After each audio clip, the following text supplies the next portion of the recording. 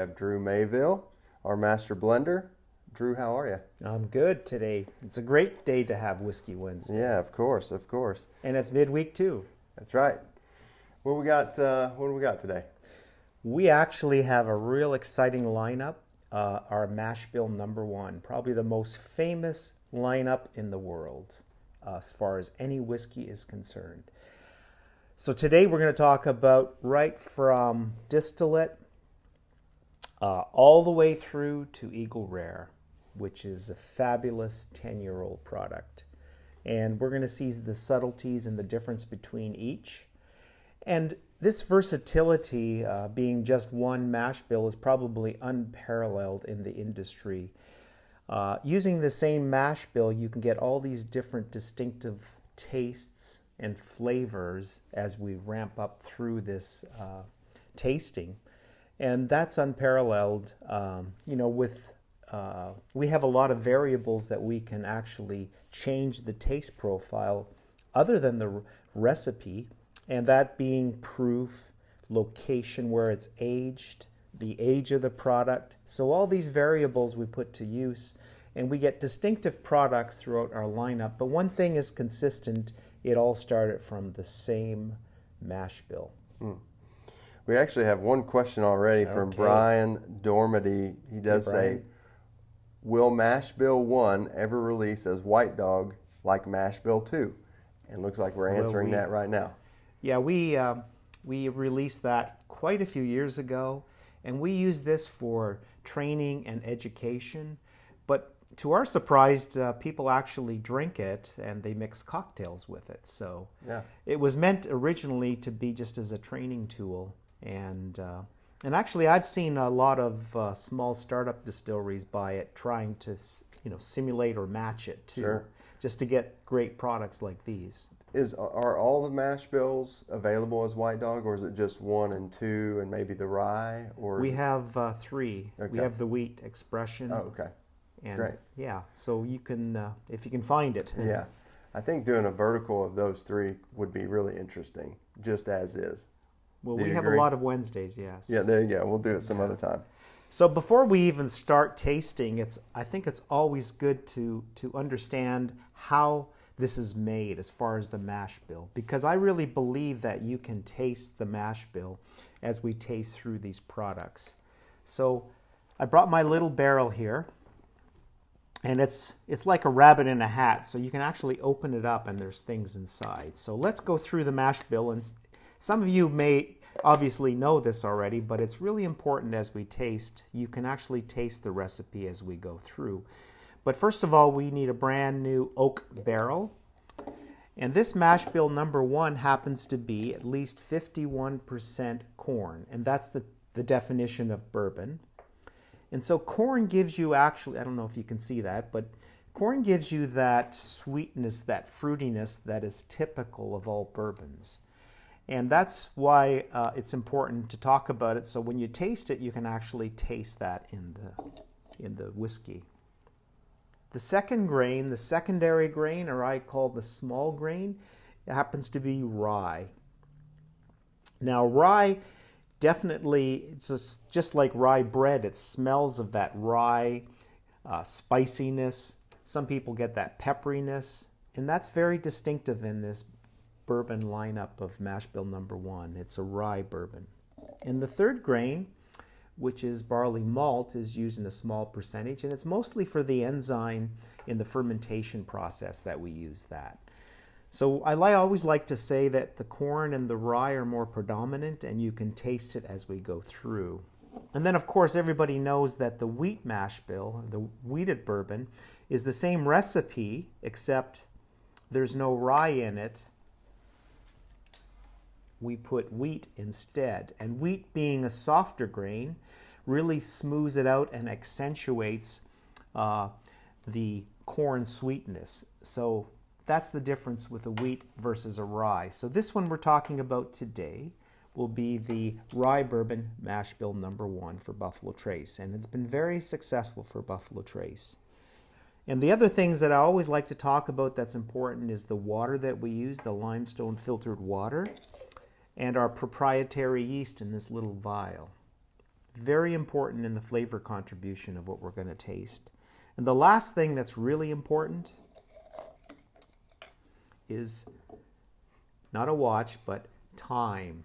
Time is very important in aging in the barrel, and that will help develop these products into what we see. So before we even taste, it's good to go through that so you can actually taste the various components of the recipe.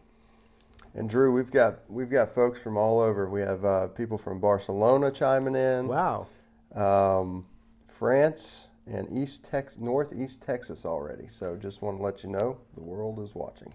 Yeah, well, bonjour tout le monde. In Texas, I don't know what to say. In Barcelona, I'm not too good on Spanish, but welcome. Yep. So when we start to taste, we'll start with the White Dog. And we call this White Dog, but it's mash number 1.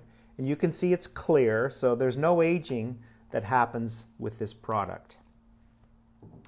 It's not in a barrel, it's not aging. So this is raw distillate from the still.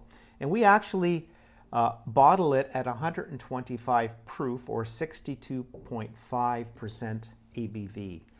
And that's actually significant because that's exactly the strength that we put it in the barrel to age all these products. So when you taste this, you'll see that strength and that intensity because of the ABV or the proof. I got to say ABV and proof because we have international guests. That's right. Because proof, you just divide by 2 and you get the ABV in case I slip up. So when we nose here at Buffalo Trace, we really nose lightly to begin with. And we take our nose in, we just move the glass, we don't move our nose. We take the glass, move it in, and you start to smell the aroma. You might want to volatilize some of them by swirling. And we want to inhale and keep your lips parted slightly such that you can get that circulation within the nasal passages. And I always like to say, nosing it on both sides through both nostrils, because sometimes one is more sensitive than the other in terms of aromas. So when we nose this one, you're going to get that raw distillate, that corny, you almost get a floral note like fresh flowers. Some people say popcorn. You get that corny popcorn nose. And I get a grassiness. So really raw. Some people say it reminds them of, how should I say, like grappa, something raw like that. Mm-hmm. So, and I'll be honest, I can smell that from here. You can smell it. I can totally It's very volatile because the proof is quite high. Mm-hmm. And so when we taste, we swirl it around the palate. Let some oxygen in. Wow, that's intense. You probably smell it even more now. Mm-hmm. But definitely you get that corn taste in the recipe, basically. Mm-hmm. You get almost a black pepper spiciness, especially on the finish, because of the component. That's the rye kicking in. And again, it's not aged, so nothing has changed it. You get initially an oily mouthfeel, which is almost creamy. You may even get a little bit of mint and vanilla on the taste. And on the finish, you get more of that pepperiness that stays in the back, mid to back of your palate. So again, very raw in some respects, but every time I do a tasting, maybe 10 to 20% of the people who do the tasting really like this, really enjoy the taste just the way it is without aging. So of course that makes our distiller, Harlan, very happy because he would just love just to make the distillate and not age it because that saves a lot of time. Mm-hmm. You got to start with really great spirits. Yes, too, right? You have to start with really great product or you're not going to end up with great product. That's right. We do have a few questions. Sure. I know we're early here, but there's a lot of folks chiming in. I think this is a good question at this point from Andrew Knowles. He does ask you, Drew, so mash bill 1 is less rye than mash bill 2, correct? Seems like Blanton's has more rye. We don't discuss mash bills because that's proprietary, but I would say generally, yeah, that's correct. Okay.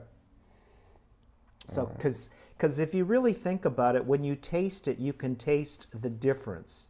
You can see that spiciness, just incremental, especially people who are good at tasting.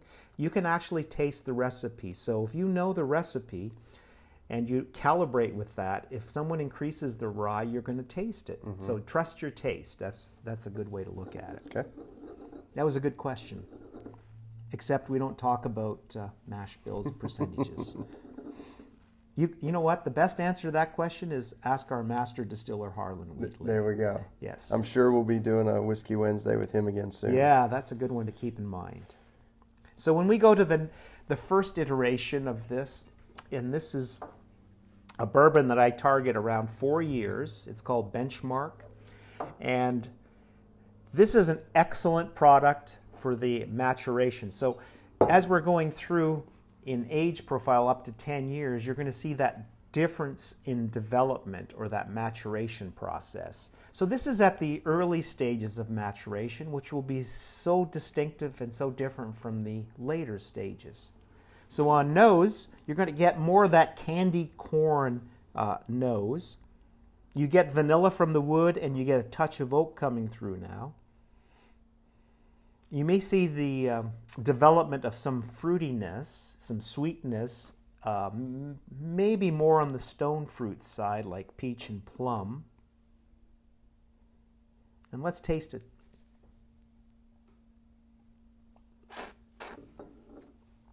So for me, I get that matured type oak flavor immediately.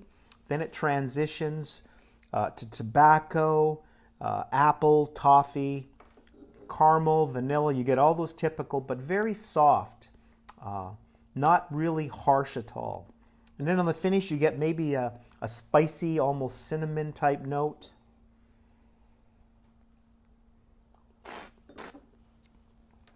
And it's important to taste the transition across the palate. It starts off with, like I said, you get that oak, a touch of oak, but very quickly that sweet fruitiness, maybe even an apple type character comes through. You get that sweetness, and it transitions to the back of the palate to be a little bit oaky, and then it balances quite nicely up front as it does that with that sweetness, that vanilla coming through. So very nice entry level to any bourbon category. And a lot of people will tend to mix this, but it's good the way it is. So it's up to the individual. As a matter of fact, as I travel around the world, there's some countries in Asia drinking this straight, and they really enjoy it. So it's up to the individual what's good and what they prefer, straight versus mixed. No questions on that? I'm gathering them. Okay. There's lots. So moving on to Buffalo Trace. So here we don't age claim this, but we target 8 years. In my opinion, it's probably one of the best values of any whiskey in anywhere on the planet for the price point, for what you get. So this one here, targeting 8 years in Kentucky in a new barrel, is unprecedented in terms of flavor profile and such a great price. I'm not in sales, but I'm just telling you the taste of this is excellent, and this is my go-to bourbon on an everyday basis. Right away, the richness comes through from that extra amount of aging as compared to this, to the Benchmark. So you get that, you almost get a molasses rum-like note. Again, you get that spiciness, that pepperiness from the rye. You might even see more development of that spiciness. Definitely some caramel, vanilla.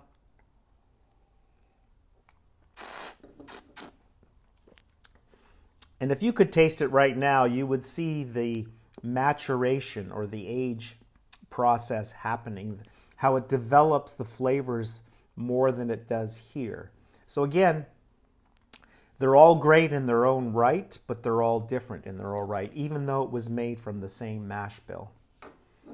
You can tell on color too, just sitting here. Right. There's a little color difference. So I get those dark fruits, maybe a touch of chocolate, maybe even a hint of leather, especially on the finish for me, maybe some raisin character. And then on the finish, it's very dry, but not excessively. So I like to call Buffalo Trace a well-balanced bourbon because it basically balanced the flavors from the corn, from the rye, and the oak barrel and the aging process. So in other words, you can pick out the individual components as opposed to being dominant, one of them being dominant. So it transitions across the palate and you can pick up all these flavors, the corn, the rye, and then the oak and the aging process. So that's why I call it a well-balanced, because nothing is dominant, it's all there. And it's probably one of the most versatile bourbons in the market as far as what you do with it. You can drink it straight, you can drink it on ice, and you can drink it mixed, whatever you prefer in cocktails. And that's why I think it's one of the best products for the price point. And actually, it's not it's not an old product. It's only been around since 1999. So it's just 20 years old, and it's really doing great. Mm-hmm. We've got a few questions about Mike on Facebook. I believe it's Buffalo Trace Distillery's Facebook page. He says, how about the different expressions of benchmark? I'm going back a little bit. The questions are coming in pretty fast. But are there different expressions of benchmark? Yeah, we just released that recently, and that's something that you would enjoy because you can see the differences. So it just proves that it varies this way, but also we can vary this. Yeah.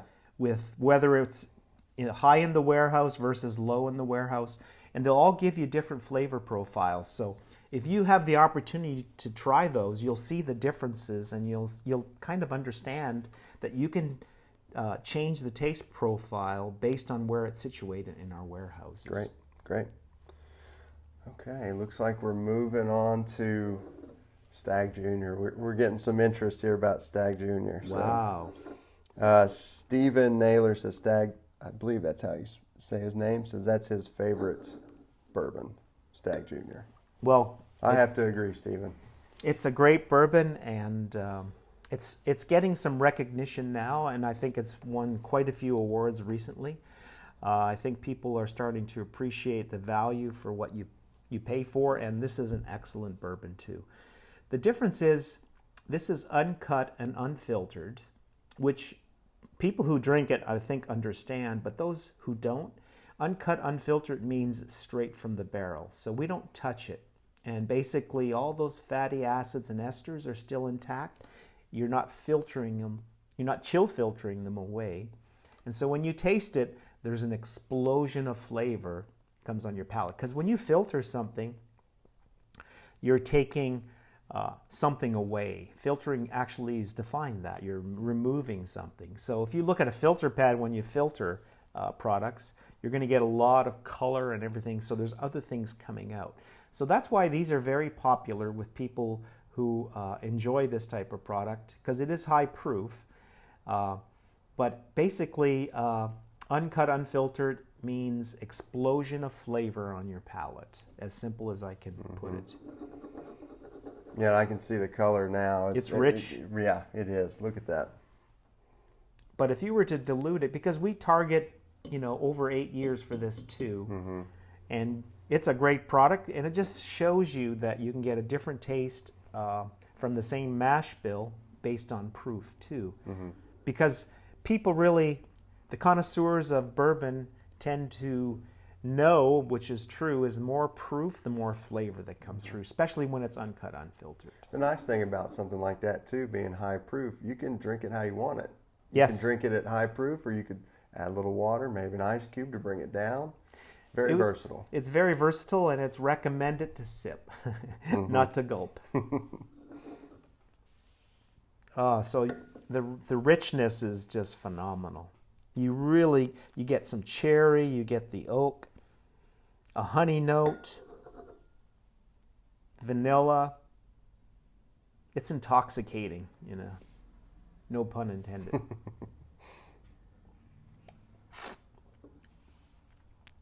Wow, so you get that explosion of flavor. Anybody that drinks it obviously understands what that explosion of flavor. You get Christmas spice, you get a chocolate cocoa type note, definitely spicy, maybe a touch of cinnamon. You start getting into that. I see more of that leather, that old leather, saddle type leather, as you get into the uncut, unfiltered. And some people say to me they taste cherry pie in that. So it's got that cherry note coming through, which is, some commonality with all these, but this is really robust and flavorful. If you drank this, you would never guess it came from these products. It's just so different. I mean, they're all different in their own right. You start getting into the maple, maybe molasses on the finish. I think that's what's so interesting in doing it side by side of these products, knowing they're the same recipe. It's fascinating. It is. And it's just one of my favorite things to do myself, too. I would almost say that people wouldn't believe it's the same recipe unless you actually told them, because they are so different. Well, that is a phenomenal bourbon. Yeah. Mandy Olson on Facebook just asks, and it's Buffalo Trace Distillery Facebook, how much tasting does Drew do on an average day? He's got a talent for finding those subtle flavors. It's kind of your job, right? You're a full-time. Well, someone's got to do it. Someone's got to do it. No, actually, it does vary, and we test probably hundreds of samples per day. We do a lot of single barrels, and every single barrel we look at. So that means we have to look at sometimes hundreds a day. On a slow day, maybe 100, but we can do up to 300. And we do a lot of different products here at Buffalo Trace, so we're always looking at samples all the time. And one thing you should know is that we actually don't drink the samples. We actually have spittoons, so we spit out, because you could not taste that many samples in a given day and walk out straight. Mm-hmm. So one other thing is that when we taste samples, especially like single barrel, we always dilute it with water because we're not there to enjoy it like we are now. We're there to make a decision whether it's acceptable or not. And so you can actually see differences that we're looking for more when there's dilution with water. So we'll dilute it down to about 40 proof. Okay. And that doesn't burn you out, because if you look at hundreds of samples, you need to have good sensory capabilities to even last that long. Mm-hmm. Great. Okay? Yeah, thanks. That was a good question. Mm-hmm. All right. We've got a lot of E.H. Taylor fans chiming in, so it might be good to move on to that one. Well, we have, today we have the single barrel here. We make, obviously, several iterations of E.H. Taylor. And E.H. Taylor is aged in Warehouse C, which is one of my favorite warehouses here because of the location and the aging properties.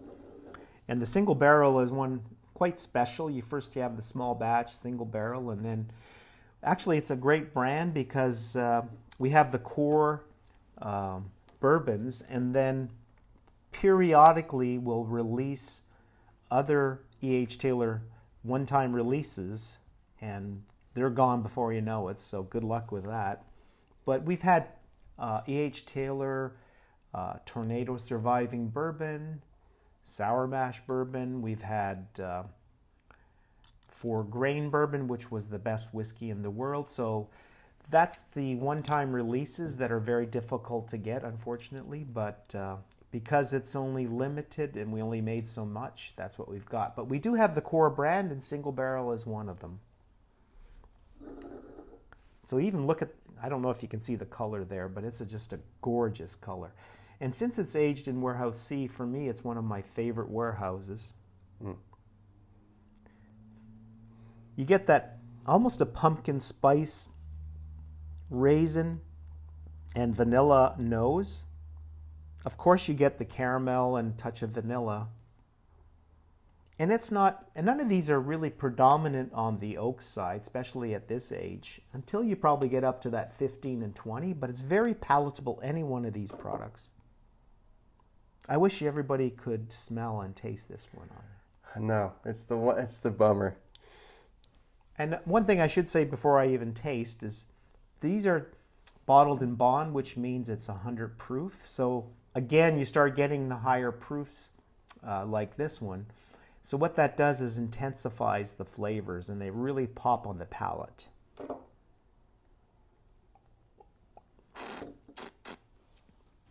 Oh, I got a real orange note there, fruity orange.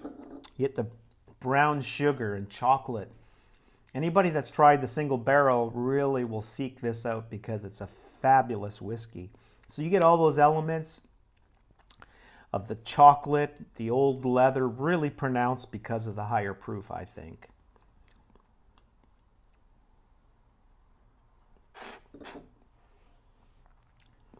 And you just watch that transition. As it transitions to the finish, you get a tobacco, almost a citrus mint flavor. It gives you that kind of refreshing finish on the end. So it's unparalleled. You'll never find a bourbon like this, a taste like that, and so palatable. So I can imagine everybody right now on this is just envious of tasting this because it's a fabulous, fabulous bourbon. Yeah, we've got a few folks tasting along with us too. Oh, great. Yeah. So that's good. And then the finish just lingers on, just like the Stag, because it's a higher proof. It just keeps on giving. And I think that's one of the traits of a really fine bourbon is that the finish is fabulous. And you don't want to take another sip until it's dissipated because sometimes the finish is so short. These are fabulous, quite long finishes. I think that's one of my favorite aspects or things about these bourbons and all the bourbons I tend to love is the finish. I love a really long finish. It's almost chewy, this one. Yeah. So Warehouse C, very famous for... Well, I enjoy Warehouse C. Yeah. And I hate almost to go to the last one because I'm still enjoying the last one. Yeah, we have Eagle Rare. Well, Eagle Rare is aged around 10 years. And it's going to be, if you look at the recipe, we did the Buffalo Trace, that's targeting 8. This is around 10 years. You'll see the difference in 2 years that this one really develops and actually it starts to predominate more on the oak side just because of those 2 years. But in 2 years, you develop and you add complexity to the whiskey. And before you taste that one, Richard on Buffalo Trace Bourbon Facebook page says he's picking up more butterscotch on the kernel on E.H. Taylor. Yeah, when you mix the vanilla and the caramel notes, some people pick up that butterscotch, which is really, and that's good because you do get butterscotch on that. Mm-hmm. Lots of people say that. Good comment, Richard. And Nick Hodges asks, why do you enjoy Warehouse C?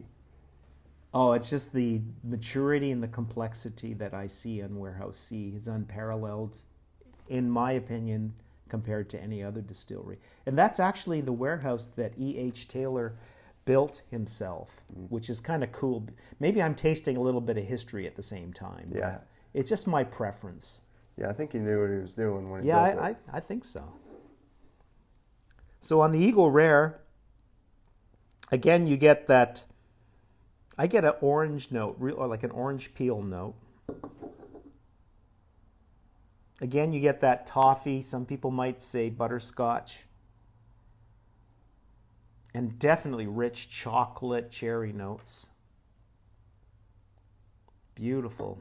The aroma is just fantastic.